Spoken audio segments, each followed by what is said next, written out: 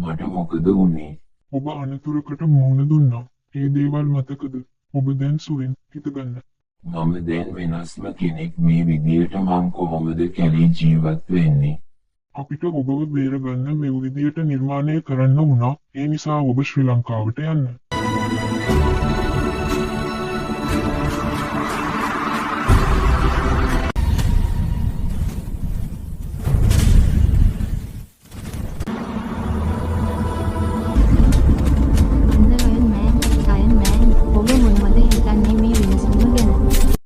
වෛද්‍යවරුන්ට පින් සිද්ධ වෙන්න මම ප්‍රතිනිර්මාණය කළා. ගොඩක් ස්තුතියි. මට දැන් කැලේ ඉන්න බෑ. මම යනවා සිංහලේ ඇති මිනිසුන් ඉන්න ලස්සන රටකට. ශ්‍රී ලංකාවට.